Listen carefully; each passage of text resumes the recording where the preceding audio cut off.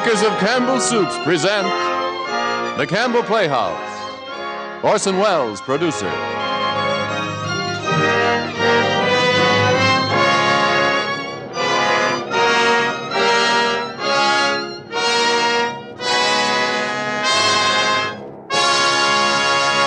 Good evening, this is Orson Welles. Our story, as promised, is Huckleberry Finn, and our guest is Jackie Cooper. But since that promise was made, another star has joined the cast.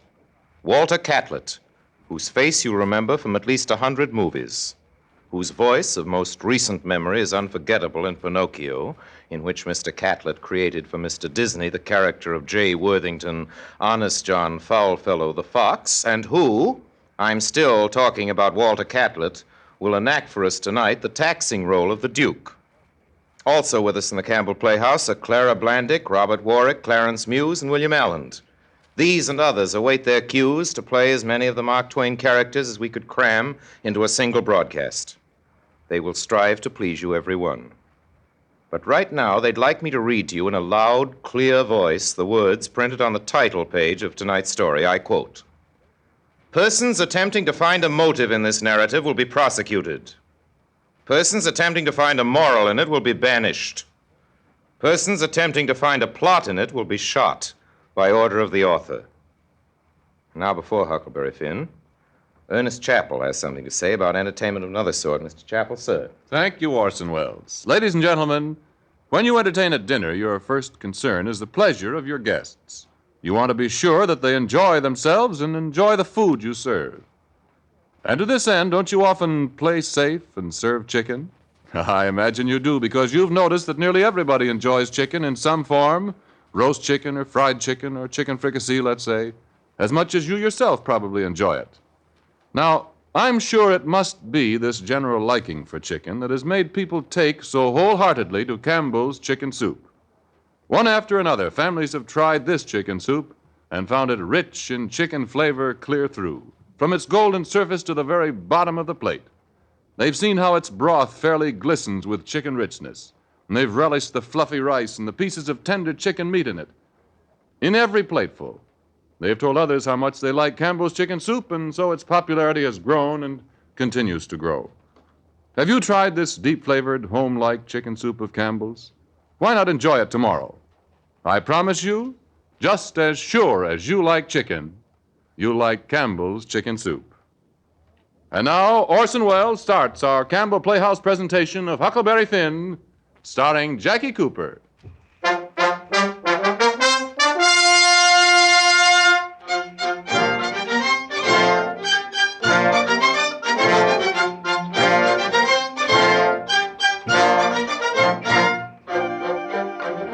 Last week we said that this week we'd broadcast Mark Twain's Huckleberry Finn. Well, you're expecting then a dramatization. Good, clear, concise. Ladies and gentlemen, you'll hear no such thing. We're sorry, but we think Huckleberry Finn is too good a book to be dramatized, exactly speaking, and so we won't. We won't even try a nicely plotted version of the story. We couldn't do it anyway. We don't even have to. For one thing, the story hasn't got what you'd call a nice plot. The principal part of it, of course, relates the deathless saga of a voyage down the Mississippi by the most celebrated raft the world has ever known. We're going to tell most of that story and as many of the others as we can and as nearly as possible in Mark Twain's own words. Now, you'll forgive me, please, but I must inject what may seem at first to be the personal note. Ladies and gentlemen, it would appear that during the course of this past week there have been circulated rumors evil, unfounded, and unfair, nasty, vile rumors whose sources I cannot place and whose origins I am at a loss to discover. It has been said that I will perform the role of Huckleberry Finn. You'll all be relieved, I'm sure, to hear from my own lips that this is not the case. It must be said, however, in all candor, that I restrained myself none too easily. To be Huckleberry Finn even for an hour, this was not likely to be put to one side. However, I'm as happy as possible and as proud as I really ought to be to welcome now to the Campbell Playhouse that gifted and very young performer who will be Huckleberry Finn and who is actually Jackie Cooper.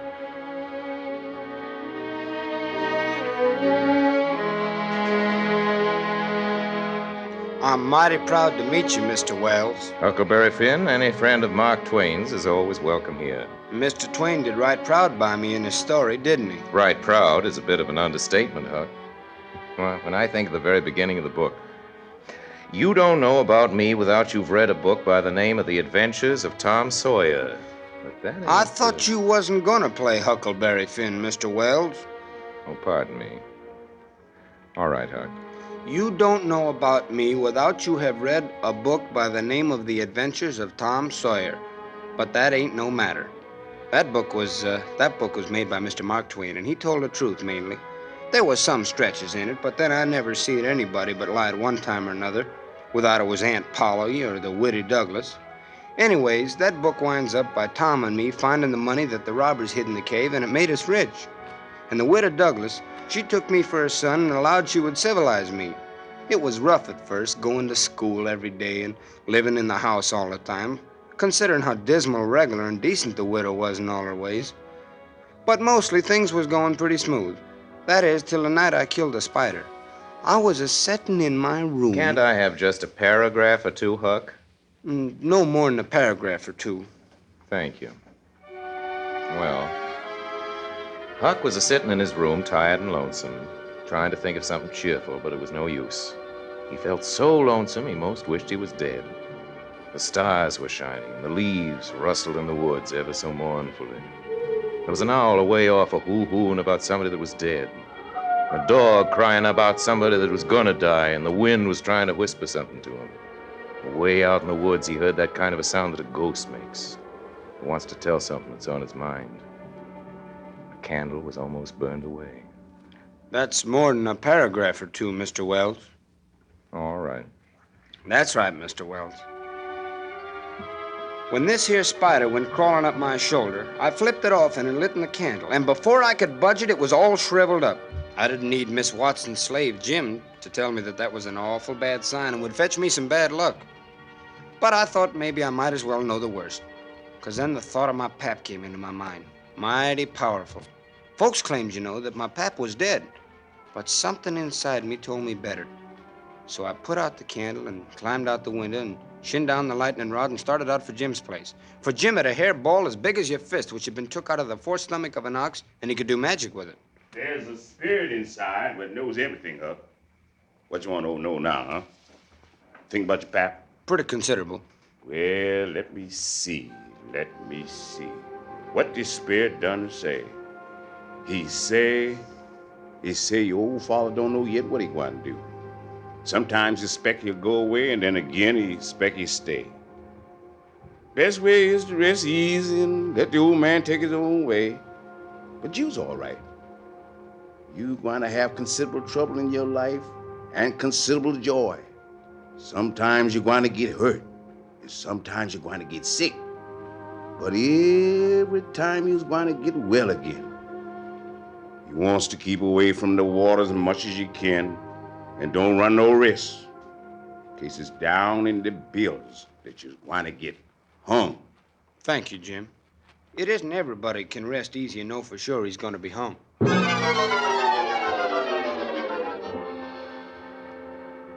I was kind of low-spirited next morning, and I went down to the front garden and clumb over the stile where you go through the high-board fence. There was an inch of new snow on the ground, and I seen somebody's tracks.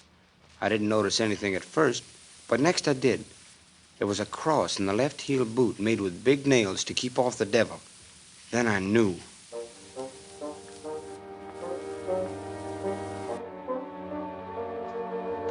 And that night, when I lit my candle and went up to my room, there sat Pap, his own self. Surprised, ain't you, huh? Just look at you. Starched clothes. Think you're a good deal of a big bug, don't you? No, I don't, Pap. Well, don't you come in under your lip? You put on considerable many frills since I went away. I'll take you down a peg before I got done with you. You're educated, too. Can read and write. You think you're better than your old man now, don't you? 'Cause he can. I'll take it out of you. Who told you could meddle in such highfalutin foolishness, huh? Who told you could? The widow, she told me. A widow, huh? Who told the widow she could put in her shovel about a thing? It ain't none of her business. Nobody never told her. Well, I'll learn her how to meddle. And look here, you drop that school, you hear? I learn people to bring up a boy to put on airs over his own pappy. Now, what's that yonder on the wall? Well, it's a picture the widow gave me. It's just a little old picture. Ah, that'll do for that. And I'll give you something better than that. I'll give you a cowhide. Ain't you a sweet-scented dandy, huh? A bed covers, a looking glass, piece of copper on the floor. Your old pappy's got to sleep with the hogs in the tan yard. I never seen such a son. But I'll take some of them frills out of you before I'm done with you. Why, there ain't no end to your hairs. And you say you're rich, huh? Is that so? I ain't got no money. That's a lie. Judge Satch's got it. You get it. I want it. I ain't got only $1, and I want... It don't make no difference what you want it for. You just shell out. Well, you can have the $1, but... I can have the $1. Hey, you can bet your bottom dollar I'm going to have more than that. I'm taking you with me.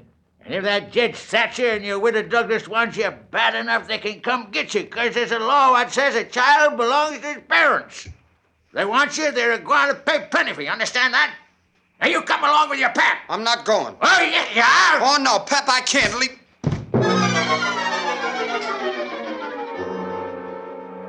Don't you think you need a minute to recover, Huck? You know, you just got hit, and the kid your Oh, size... I was acting. I'm all Huck, right. I think you'd better let me take over for a little while. Oh, you ain't fooling anybody, Mr. Wells. You just want to read some of Mr. Twain's book yourself. Well, old man Finn took Huck over to the Illinois shore to an old log hut where it was woody, and there was no house but this hut. A place where the timber was so thick you couldn't find it if you didn't know where it was. He'd lock Huck in, go off with a gun which he'd stolen someplace, and get game and fish and trade 'em for whiskey and fetch it home and get drunk and lick Huck and then reach for the jug again, saying he guessed he'd had enough in that jug for 2 drunks and delirium tremens. And he had, too. It's all just as Mr. Twain says. But I finally fooled Pap, and I got away. I was scared of being followed. I didn't want nobody knowing where I was. Pap or the widow Douglas or Judge Thatcher or nobody. So I just bided my time. I had an old saw hid out, and when Pap was gone, which was considerable, I'd hack away at the boards of the cabin till I made a hole big enough to get through. And one day Pap went away in town to get drunk. I found an old canoe and hid it up the creek a ways. But it was the wild hog I caught in the marshes that gave me my real idea. It was pretty good, if I do say it myself. Only I did wish for Tom Sawyer to be there. I knowed he'd have taken an interest in the business and would have added some fancy touches. What'd you do, Huck? Ain't you gonna let me tell? Of course, I was just asking. Well, here's what I did. I shot the pig and fetched it in and laid it on the floor of the cabin and hacked into his throat with an axe and laid him down on the floor to bleed. Then I dragged him clear down the river bank, leaving a trail all along the way. I pulled out some of my hair and blooded the axe good, stuck it on the backside, and after hacking up the cabin considerable, I slung the axe in the corner. And when I was done, I could have sworn there'd been a murder committed, and I was dead. And then sticking the pig in the sack, I jumped in the canoe and took off downstream.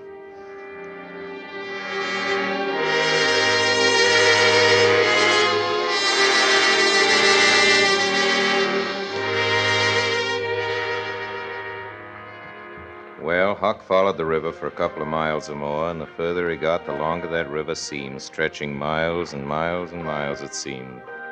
The moon was so bright he could count the drift logs that went a-slipping along black and still, hundreds of yards out from shore. Everything was dead quiet, and it looked late, and smelled late. You know how it is. The sky looks ever so deep when you lay down on your back in the moonshine, and how far a body can hear on the water such nights.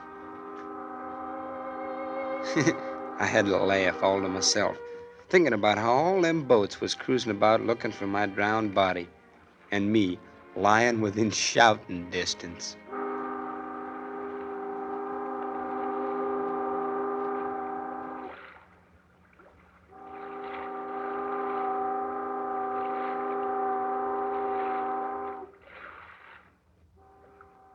It was about 3 days later that I saw a fire through the trees and a man laying on the ground.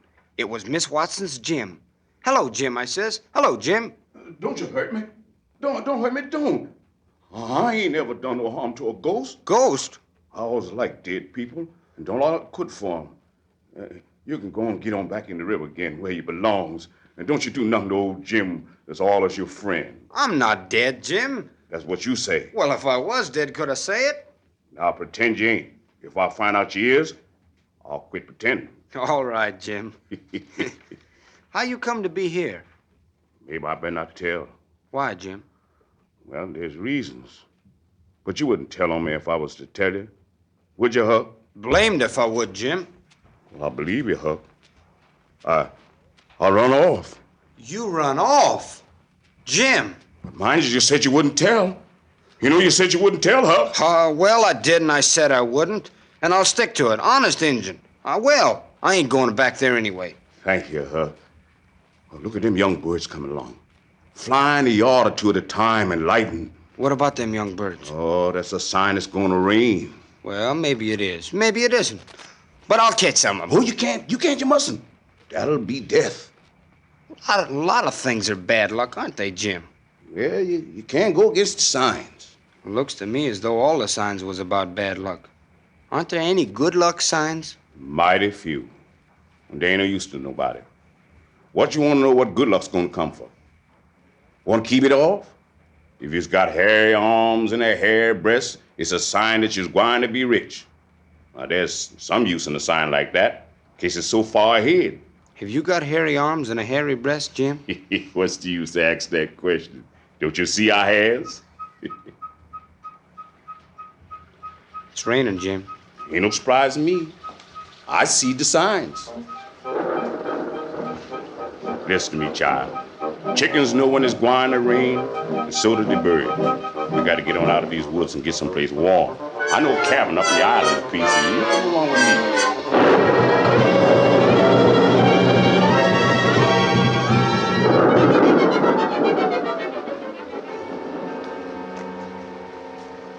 Well, it rained for 12 days. The river went on rising till it went clean over the banks, and one day they caught a little section of a lumber raft just big enough to hold all their things, of which they had considerable by now. Even some women's clothes they found in a deserted shack along the river. Then the 13th day, the rain stopped. I reckon I'd slip over the river, Jim, and find out what's going on. That's a right smart idea, Huck. But you got to go in the dark and look mighty sharp. How about them women's clothes? How about 'em, Jim? Do I look like a girl? It looks like they're most made for you, Huck. And with that sunbonnet on your head, tied tight down, seeing your face would be like looking down in the giant of a stovepipe. Want to be sure you don't hitch up your dress. What you mean? Don't go reaching in your breeches pocket.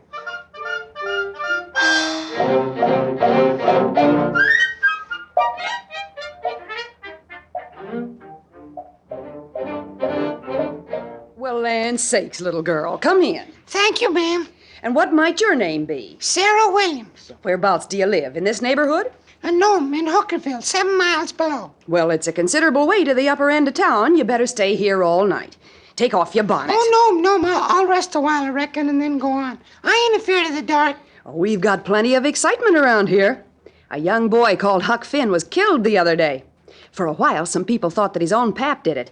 Most everybody thought it at first. He'll never know how nigh he come to getting lynched. But before night, they changed around and judged it was done by a runaway slave named Jim. Why, What was you gonna say? nothing, ma'am. Are they after him? Well, you're an innocent. Is $300 lying around every day for people to pick up? Some people think he ain't far from here. No. I'm one of 'em, but I ain't talked it around. What did you say your name was? Mary Williams. I thought you said it was Sarah when you first come in. Oh, yes, I did. Sarah Mary Williams. Mary. Sarah's my first name. Some calls me Sarah, some calls me Mary. I see, Sarah Mary. I wonder if you'd do a favor for me. Anything you say, ma'am. Hold this ball of yarn for me. Here, catch. Oh, shucks. I didn't mean to drop it, ma'am. Just as I thought. Now, what's your real name? Is it Bill or Tom or Bob or what? Oh, please don't poke fun at a little girl like me, Mom. If I'm in the way here, Yeah, well, now you can tell me your secret. And trust me, I'll keep it. And what's more, I'll help you. What's your real name now? George Jones Hoisgrat, ma'am. Well, try to remember it, George. You do a girl tolerable poor. But you might fool men, maybe. Bless you, child. When a girl tries to catch anything in her lap, she throws her knees apart. She don't clap them together the way you did when you catch that ball of yarn. Now, trot along, Sarah Mary Williams, George Jones, Hoysrat. And if you get into trouble, you send word to Mrs. Judith Loftus, which is me, and I'll do what I can to get you out of it. Thank you, ma'am. You've been awful kind to a poor little girl, and she ain't never... What's that? I mean to a little boy, and he ain't never gonna forget it. Thank you, ma'am.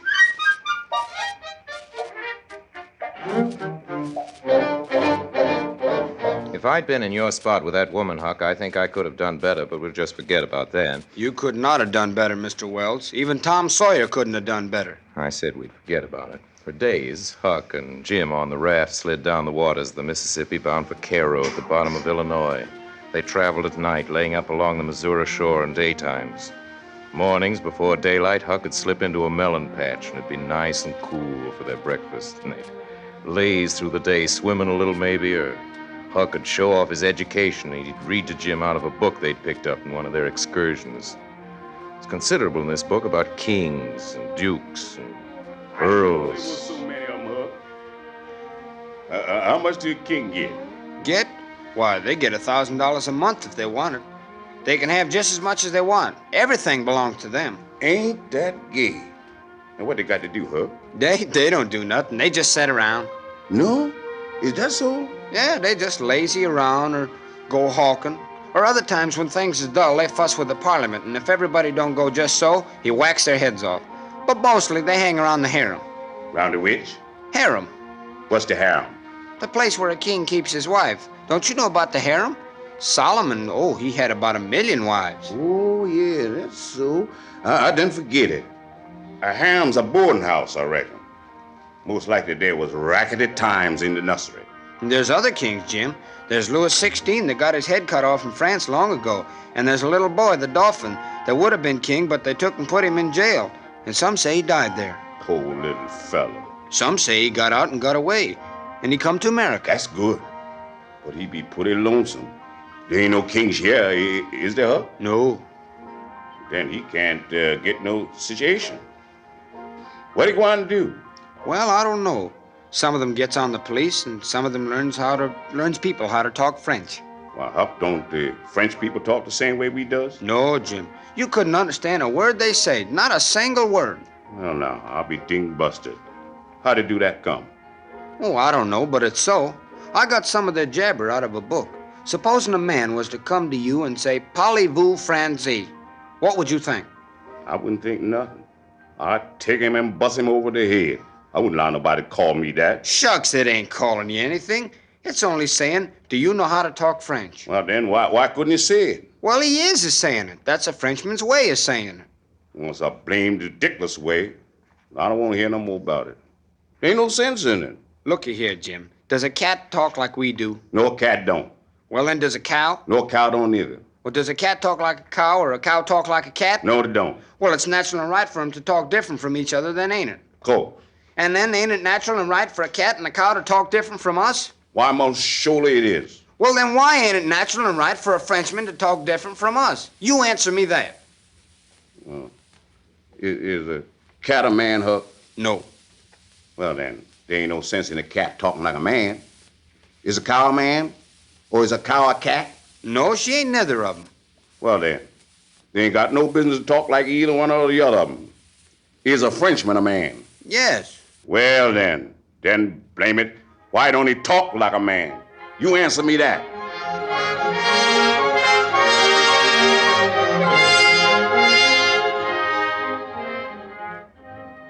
Well, Huck and Jim judged 3 nights more to bring him in sight of the lights of Cairo, where the Ohio River comes in. He could sail the raft and get on a steamboat and go way up the Ohio amongst the free states where Jim would be safe and they'd be out of trouble. So for 3 days and 3 nights, they floated on. Huck and Jim alternating on watch. See, most a dozen times one or the other of them thought they saw the lights of Cairo, but every time it turned out to be nothing but a little settlement or something. But then suddenly, on the evening of the 4th day... Huh? What's a worrying you now, Jim? Them lights over yonder. Oh, there ain't so many lights, Jim. We've been fooled afore. It's Cairo. Yes, it's the lights of Cairo. Well, we're saved, Huck. We're saved. Jump up and crack up your heels. That's the good old Cairo at last. I know it is. By nation, Jim, I reckon you're right. Look at them lights, Jim. Lit up like a Christmas tree. I'm going over and take the canoe and see. Help me float her. There's your paddle, Huck. And here's my coat to put in the bottom. Now you'll be more comfortable that way. Let her go, Jim. Goodbye, Huck.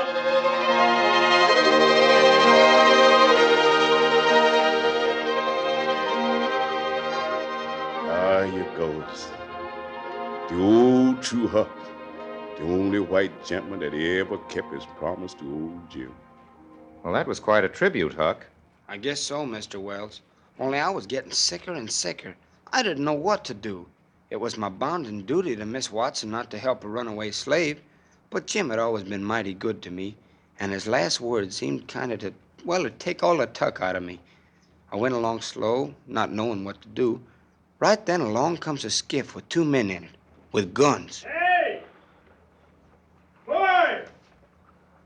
What's that floating yonder? Piece of raft. Any men on it? Only one, sir. Well, there's 5 slaves run off tonight up yonder, above the head of the bend. Is your man white or colored? Well, speak up, boy. He's white, mister. All right, boy. If you see any runaway slaves, you can help, nab them. You can make some money by it. Bye. Goodbye, sir. I won't let no runaway slaves get by me if I can help it. Well, they went off, Mr. Wells, and I got aboard the raft, feeling bad and low, 'cause I knowed very well I'd done wrong. And I see it weren't no use for me to try and learn to do right. A body that don't get started right when he's little, well, he just ain't got no show. Then I thought a minute, and I says to myself, hold on now. Suppose you'd have done right. Suppose you'd have done right and give Jim up. Would you have felt better than what you do now? Well, I was stuck. I couldn't answer that. So I reckon I wouldn't bother no more about it. But after this, always do whichever comes handiest at the time.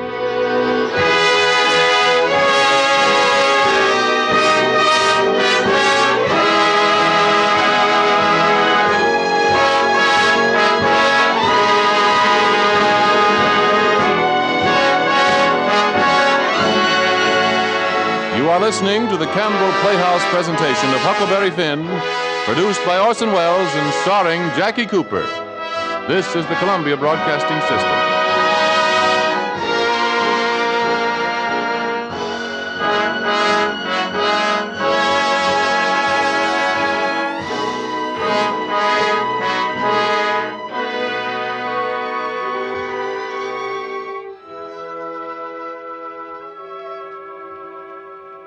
This is Ernest Chappell, ladies and gentlemen, welcoming you back to the Campbell Playhouse. In a moment, we shall resume our presentation of Huckleberry Finn. I'd like to say a word at this point, particularly to the ladies listening. At one time or another, when you've baked a cake or a pie that turned out especially well, one you were especially proud of, haven't you felt an urge to send a piece of it over to one of your neighbors to try? I'm pretty sure that's the case because it's a normal and a neighborly thing to do.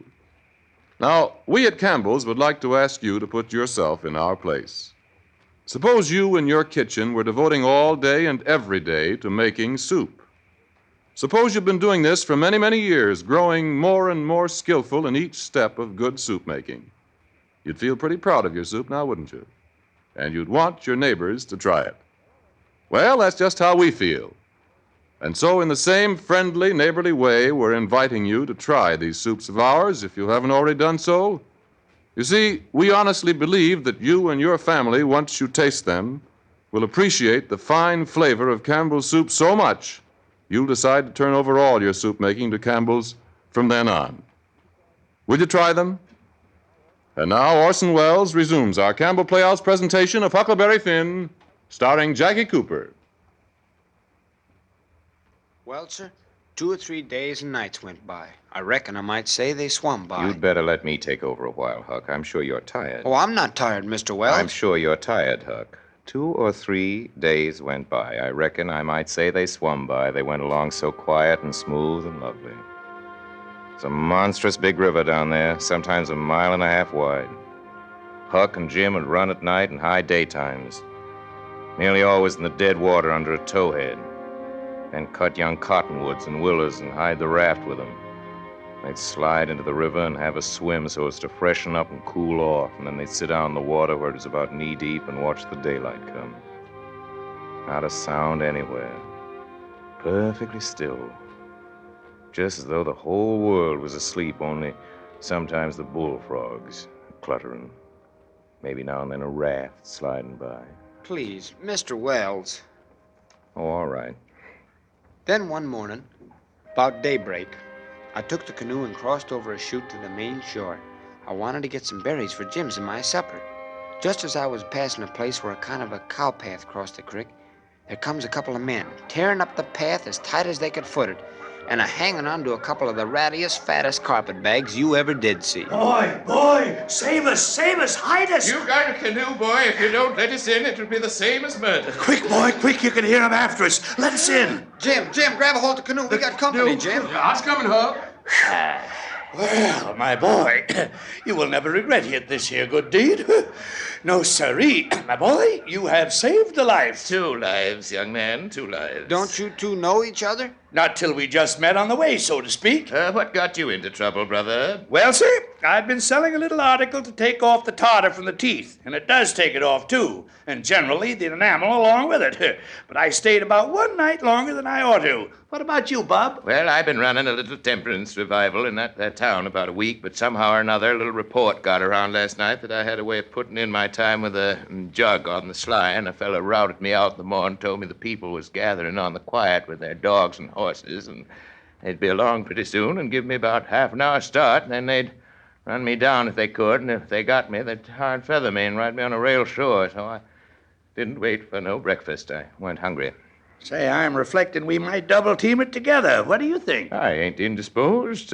What's your line? Printer by trade. Do a little patent medicines, theater actor, tragedy, you know. Take a turn at mesmerism and phrenology, and then there's a change occasionally. Teach singing, geography school for change, sling a lecture sometimes.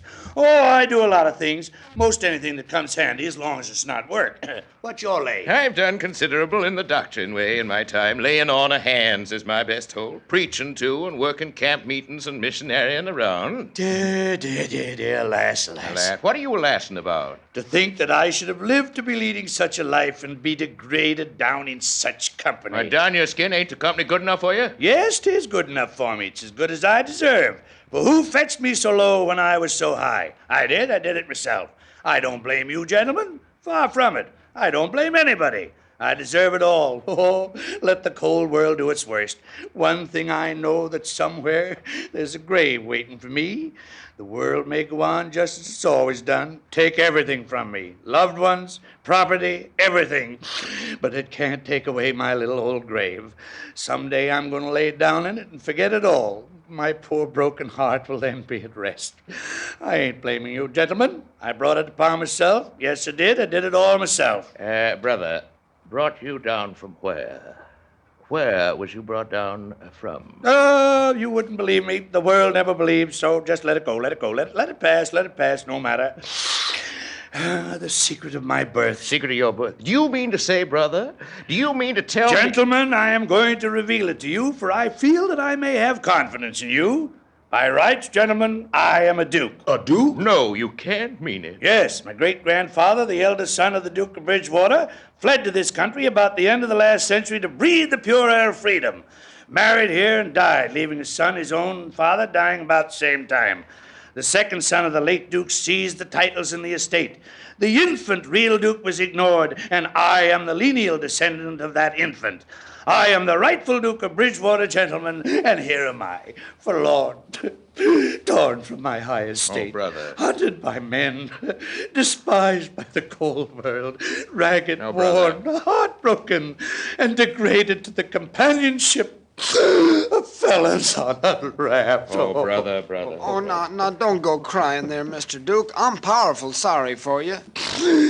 Thanks, Aloysius. That helps some. If right, there's anything brother. we can do to help you now, Well, now, if you was to bow to me when you speak or call me your lordship, I wouldn't mind. In fact, I wouldn't mind if you called me plain Bridgewater, because after all, that's a title, not a name. of course, your lordship. Then if you want to wait on me for dinner time, not that I like it, but it's what I've always been used to. You hear that, Jim? I reckon I'll have to learn you to say, would your lordship like a drink of water right now? Won't be necessary. Would your lordship like a drink of water right now, sir? Yeah, that's good. You've got the idea fine. I regret to say, brother, but you ain't the only man who's had troubles like that. No? No, you ain't. You ain't the only person that's been snaked down wrongfully out in a high place. No? No, you ain't the only person that's had a secret of his birth. Hey, hold on. What do you mean? What? Bilgewater, can I trust you? To the bitter death. The secret of your being. Come, man, speak. Bilgewater, I am the late Dolphin. You're the late what? Yes, my friend, it is too true. Your eyes is looking at this very moment on the poor disappeared Dolphin, Louis the 17th, son of Louis the 16th and Mary Antoinette. Oh, boy, you at your age? No. You mean you're the late Charlemagne. You must be 600 or 700 years old at the very least. Trouble has done it, Bilgewater. Trouble has done it. Trouble has brung these gray hairs and this premature balditude. Yes, gentlemen, you see before you in blue jeans and misery. The wandering, exile, trampled on and suffering rightful king of France. The King of France? The son of the King of France. The king of France by now. And if you want me to feel a bit easier and better, if you was to get on one knee when you spoke to me and always call me your majesty and always wait on me first at meals What? and don't sit down in my presence until I asked you, that'd help a lot. Yes, sir. Your Majesty. Why should you be served first? What's this about sitting down in your presence? Now, Bilgewater, we oughtn't to fight. My father was very friendly with your great-grandfather and all the other dukes of Bilgewater. And they was a good deal thought of by my father and was allowed to come to the palace considerable. Bilgewater, Now, don't call me Bilgewater. Breakwater. Bridgewater, you and I should be friends. Well, all right. Very well, Your Majesty. Yes, your grace. Like as not, we're going to be together a blame long time in this boy's That's raft, right, King. brother. So what's the use of our being sour, Not Only at make all. things uncomfortable. Ain't my fault I weren't born a king, is it? Tain't your fault you weren't born a duke. So what's the use to worry? Make the best of things the way you find them, says I. That's my motto. Mine too, brother. This ain't no bad thing that we've struck here, you know. Plenty of grub, an easy life. Come on, give us your hand, King. Come on, let's be friends. Friends, now and forever.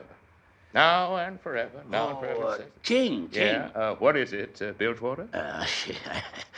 I got some plans a-hatching in my head. You know, there's a revival meeting just a-brewing down the river a piece, and I've got a hankering to tread the boards again.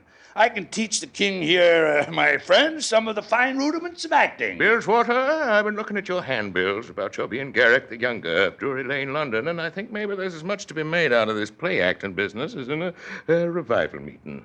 Anyways, I'm just a-freezing for something fresh anyway. Well, fallen grandeur, the first good town we come to, we'll just hire a hall and do the sword fight from Richard III. And in the balcony scene, we'll do, Romeo and Juliet. Of course, I always have to do my specialty, the soliloquy from Hamlet. Well, that's all right by me, Duke, but right now I got a hankering for bed, and it's mighty wet tonight, and I'm plagued out, what with this exercise I've been having today. What do you say we turn in? Well, if our pleasant young host will show us the beds in question, I'll That's be right. willing to join you in nocturnal repose, Your Majesty. Bilgewater. Yeah. Well, there's only two beds. Yes, my son? Jim's and mine. Mine's a bit better, being a straw tick, and Jim's is a shuck tick. Well, There's always cobs in a shuck tick. Well, now, son, I'll just take your bed. Your Grace, Bilgewater, I should have reckoned the difference in rank would have suggested to you that a corn shuck bed weren't just fitting for me to sleep on. Your Grace will take the shuck bed. I will not. Oh, yes, you will. Oh, Your Grace. no, I won't. Oh, Bilgewater? Yeah, right, Your Grace. Well, it seems to be my fate always to be ground into the mire under the heel of oppression. Misfortune has broken my once haughty spirit. I yield, I submit, 'tis my fate. I'm alone in the world. Let me enjoy my suffering. Let me alone to suffer. Go away, go away, go away, go away. Go away.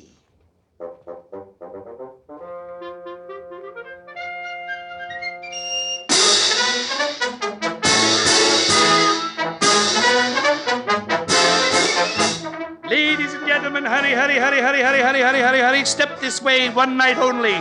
The world-renowned tragedians, David Garrick the Younger and Edmund Kean the Elder, of the Royal Haymarket Theatre, Whitechapel, Pudding Lane, Piccadilly, London. London, gentlemen, London, England. In their sublime Shakespearean revival, step right this way, ladies and gentlemen.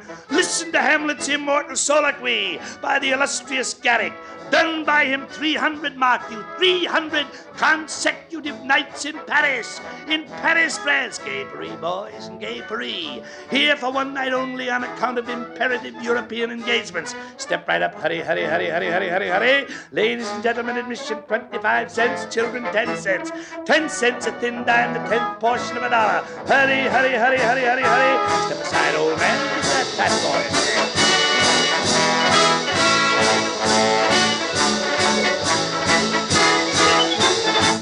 To be or not to be? That is the bare bodkin that makes calamity of so long life. For who would fardels bear? Till Burnham Wood do come to Dunsinane. There's the respect must give us pause. For who would bear the whips and scorns of time? The oppressor's wrong. When churchyards yawn in customary suits of solemn black. But that the undiscovered country from which born no traveler returns Breathes forth contagion of the world. and thus the native hue of resolution Like the poor cat in the adage. is sicklied o'er with care. A consummation devoutly to be wished. But soft you, the parophilia. Ope not thy ponderous and marble jaws, but get thee to a nunnery, Macduff. And damn be he who first cries, hold! Enough!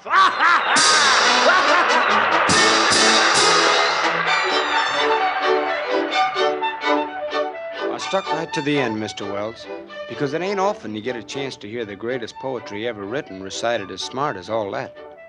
But when they started to do it the fourth time, I kind of figured I had got everything worthwhile out of it already. So I thought I'd go, particularly when I noticed a lot of people on the outside of the crowd with buckets of tar in their hand. It wasn't going to be healthy around there in a little while. That weren't hard to see. So I beat it out and made it just as quick as I could down to the river to where I'd left Jim in the raft. Hey, Jim, set her loose, Jim. We're all right now. I ditched him. We're shut of him. Jim. Hey, Jim. Jim. Jim, where are you, Jim? Hey, boy. Hey, you! Hey, you know anything about a slave that was dressed in brown pants and a blue shirt, one sleeve tore off? Sure. Whereabouts? Down to Silas Phelps' place. Somebody catched him. Catched him? Said he was a runaway slave from New Orleans. Where's the Phelps place? About 2 miles down the way. Hey, you got a chore tobacco on you? I didn't wait to answer him, Mr. Wells. I was too full of trouble. Full as I could be, losing Jim that away. And I knew there weren't but one thing to do, light out for the Phelps place and just trust to luck. I must say, my luck held out.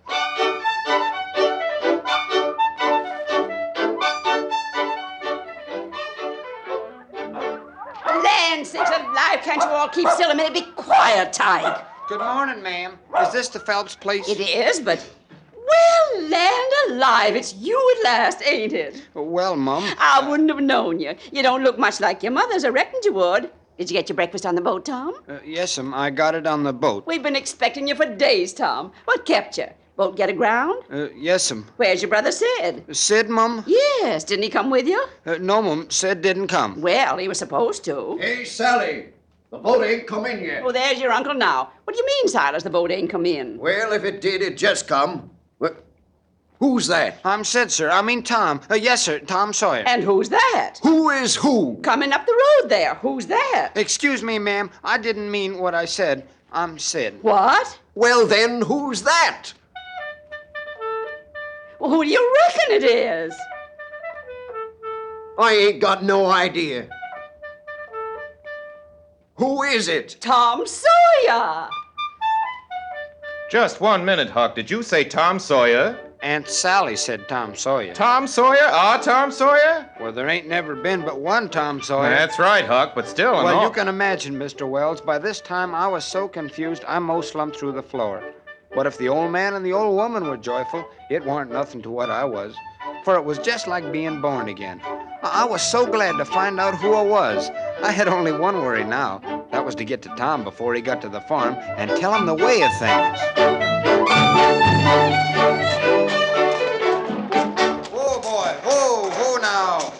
on there, Tom Sawyer. Stop a minute. Huckleberry Finn. What do you want to come back and have me for? I ain't come back, Tom. I ain't been gone. Honest Injun, you ain't a ghost? No, I weren't ever murdered at all. I played it on him just to get away from Pat. You come here and feel me if you don't believe me. I reckon you're real, all right, all right. Now, Tom, there's something going on here. Nobody don't know it but me. And that is there's a slave here that I'm trying to steal out of slavery. And his name is Jim. Old Miss Watson's Jim. What? What, Jim is I know what you'll say. You'll say it's dirty, low-down business. But what if it is?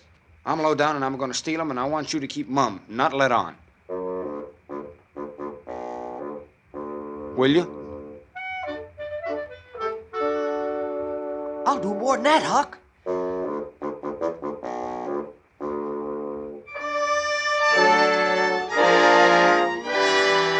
I'll help you steal him. Where do you reckon Jim is? In a little cabin just back of the barn. You mean in that little old shed? Yep, it's as easy as pie stealing a body out of there. Yeah, that's the trouble. This whole thing is just as easy as can be. And so that makes it so rotten difficult to get up a difficult plan. You gotta invent all the difficulties. Now, you gotta have a rope ladder, and you gotta shinny down it and break your leg in a moat. Gee, I wish there was a moat to this cabin. You know, if we get time the night of the escape, we'll dig one, huh? But what if we... Oh, what do we want of a moat when we're going to snake Jim out from under the cabin? No, wouldn't do. Yeah, there ain't necessity enough for it, huh? Necessity enough for what? Why, to saw Jim's leg off. Good lamb, what do you want to saw his leg off for anyway? Well, some of the best authorities has done it. They couldn't get the chain off, so they just cut their hand off and shoved. And a leg would be better still. Yeah, but we gotta let it go, and besides, Jim's a colored man, and he wouldn't understand the reasons for it and how it's the custom in Europe. So we'll let it go. But he can have a rope ladder. We'll tear up our sheets. What in the nation can he do with a rope ladder? Do with it? He can hide it in his bed, can't he? That's what they all do. And he's got it, too. Huck, you don't ever want to do anything that's regular. Well, all right, Tom. Fix it your own way. But if you'll take my advice, you'll let me borrow a sheet off in the clothesline. And borrow a shirt, too. What do we want of a shirt? For Jim to keep a journal on. Journal, your granny. Jim can't write a... Well, suppose he can't write. He can make marks on the shirt, can he? If we make him a pen out of an old pewter spoon or a piece of old iron barrel hoop or a brass candlestick or something. And what'll he make ink with? Iron rust and tears. But that's the common sort. The best authorities use their own blood. Jim could do that. And when he wants to send any little common, ordinary, mysterious message to let the world know where he's captivated, well, he can write it on the bottom of a tin plate with a fork and throw it out the window.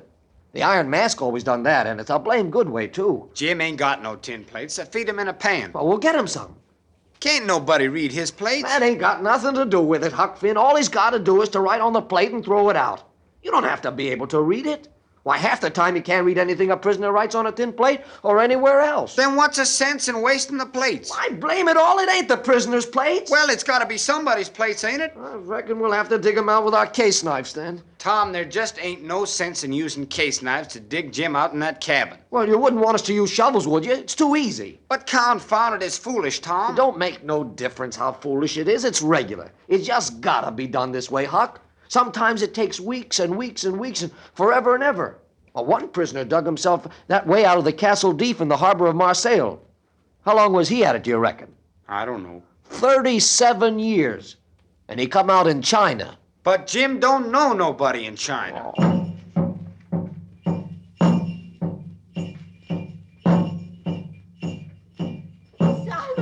Silas, listen to this letter. Don't betray me. I wish to be your friend. There is a desperate gang of cutthroats from over in the Indian Territory going to steal your runaway slave tonight. I am one of the gang, but have got religion and wish to quit it and lead an honest life again and will betray the hellish design. Well, then everything's all right. They will sneak down from northards along the fence at midnight with a false key and go in the slave's cabin to get him. I am to be off a piece and blow a tin horn if I see any danger. But instead of that, I will baa like a sheep soon as they get in and not blow at all. Then, whilst they're getting his chains loose, you slip there and lock them in and can kill them at your leisure. Don't do anything but just the way I'm telling you. If you do, they will suspicion something and raise whoop jamboree hoo. I do not wish any reward but to know I have done the right thing. An unknown friend. Silas, you've got to do something. But what, Sally? Oh, we've got to get help, Silas. Round up men from the village with guns. Bring them here at once. Silas!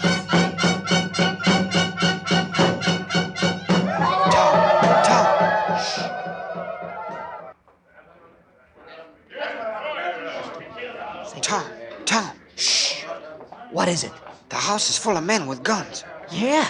Is that so? Gee, ain't that bully? How many? Most 100. Why, Huck, that ain't nothing. If it was over to do again, I bet you I could fetch 200. Gee, if we could put it off Now, until where's tomorrow- Jim? Right here, Huck. You all set? All right. Now we'll slide out and give the sheep signal. That's the signal, man. Ready? Now, run for it. Careful, Tom. That's a fence. Hurry, Jim. Come on, Tom. Oh, wait. I caught my pants on a splinter. Ouch! Hey, you don't stay where you are. If you run, we'll shoot. We gotta try and make it, Huck. There ain't no other way. There they are. Let me have it. What's the matter, Tom? You hit? Oh, go on, Tom. Don't mind me. Hey, you. Stand by it. We've got you all covered. Oh, Tom! Huck! Well, I'll be blowed if it ain't the young ones. You mean, ma'am, these is your kinfolk? Yes, the rascals. Want 'em hurt, ma'am? There's a slave. Come on, you. I don't even know what it's all about, mister. Don't you get away, eh? We'll shut you up this time where you can't get away. Get a doctor, quick! Tom's been shot in the leg. Hurry, Silas! You can't shut Jim up. You can't, Aunt Sally. He's as free a creature as walks the earth. He's out of his head. Whatever does the child mean? I mean every word I say, Aunt Sally. I've known him all his life. And so have What I. in the notion you talking about, said Sawyer? That's it, Aunt Sally. He ain't Sid. It's no use now. We might as well tell the truth, Huck.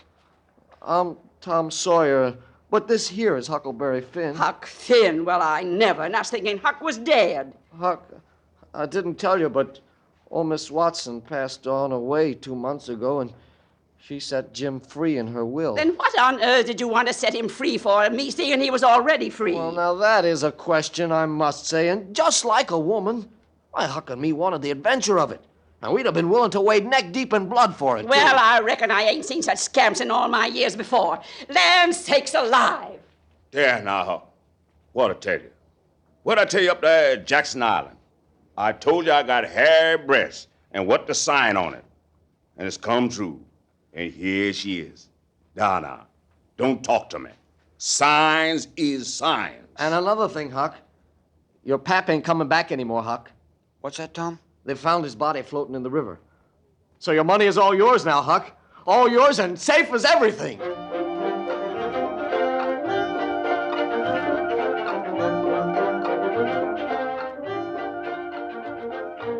A happy ending. Eh, Huck? Well, that depends on what you call happy, Mr. Wells. Oh, I should say you all ought to be happy. Well, that's just it. You should say. It just so happens that I'm Huckleberry Finn, and Mr. Twain wrote the book about me, and I'm the one to say. All right, Huck. You say. Well, Tom's most well now. Got his bullet around his neck and a watch guard for a watch, and he's always seeing what time it is. So there ain't nothing more to write about. And I'm a rotten glad of it, because if I'd have known what trouble it was to make a book, I wouldn't have tackled it. And ain't gonna no more. But I reckon I gotta light out for Indian territory pretty soon, 'cause Aunt Sally's gonna adopt me and civilize me. And I can't stand it. I've been there before.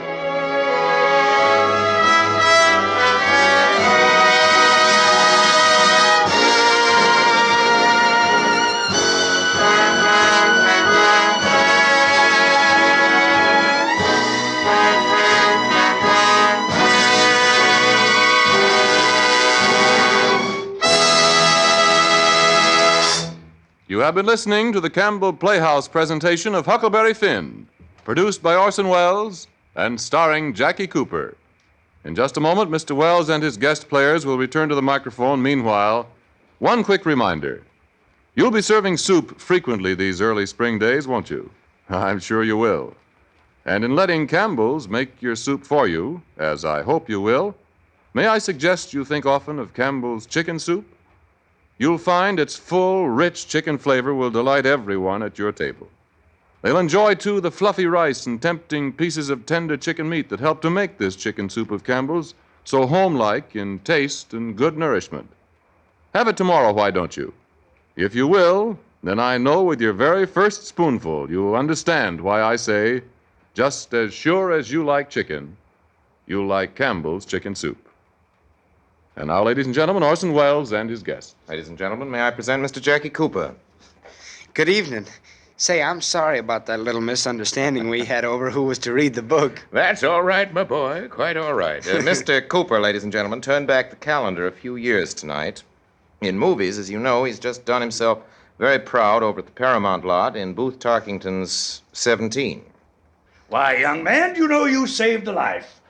I know you, Walter Catlett. Hi. Diddle-dee-dee. That's yeah, it. Yeah, that's it. I know you, too, Jay Worthington, Honest John, Foul Fellow, the Fox. And everybody who's been to the movies lately does, too. Know you for what you are, sir. It was Mr. Catlett, ladies and gentlemen, who created for Mr. Disney that supremely horrific Red Fox who smiled and was a villain in Pinocchio. You were swell tonight, Walter, and I think I may say that actors had better wait another generation before they try Huck Finn again. Thanks, Jackie. Thank you, Mr. Goodbye. Goodbye. And goodbye. All right, good night, gentlemen. I hope you come back soon. The credits, ladies and gentlemen. Needless to say, Jackie Cooper was Huckleberry Finn. The Duke was Walter Catlett. That dangerous old drunk, Pappy Finn, was really Robert Warwick. And Jim, the runaway slave for whom so much was risked, is played tonight by that splendid actor, Mr. Clarence Muse. Clara Blandick, who is becoming a habit on this program, and one we don't want to break. Clara Blandick was Aunt Sally. William Allen, heavily coated in healthy outdoor juvenile number 9, played well, I think, Tom Sawyer. Georgia Backus was Mrs. Loftus. Uncle Silas was Richard Wilson. Walter Tetley was the boy who liked chaw and tobacco and the king. That regrettably lax old servant of the Lord was attempted by your obedient servant. Music, for the most part, was from Ferdy Groffy's Mississippi Suite. It was conducted and arranged by Bernard Herrmann. And now, Love and Bloom, and next week. Well, ladies and gentlemen, those of you who are at your radios a little more than a half hour from now will have an opportunity of hearing me undergo one of the most terrible and grueling ordeals known to man.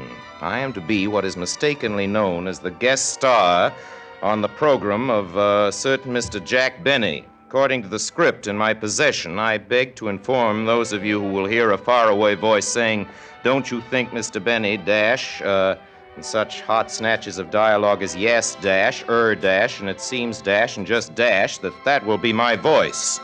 As a return favor next week on this program at this hour, Mr. Benny has kindly consented to be our guest of honor. More fool. Heaping coals of fire on his head, we have arranged for him to be starred in one of the most successful comedies of recent years, June Moon, by Ring Lardner and George S. Kaufman. Mr. Benny in person, ladies and gentlemen. Come early and reserve your seats. Until then, till next Sunday night, and Mr. Benny and June Moon, my sponsors, the makers of Campbell Soups, and all of us on the Campbell Playhouse remain, as always, obediently yours.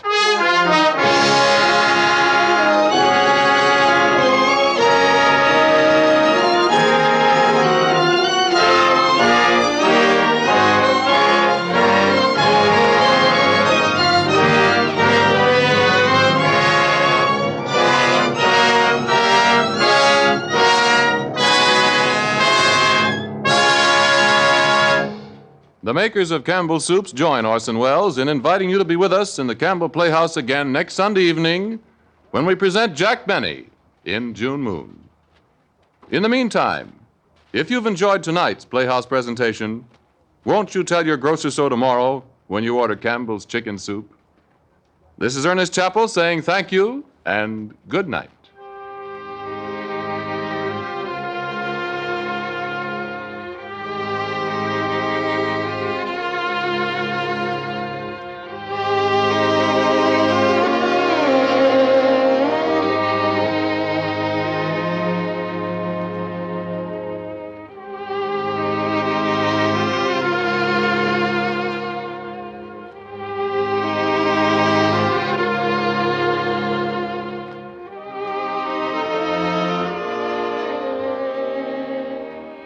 This is the Columbia Broadcasting System.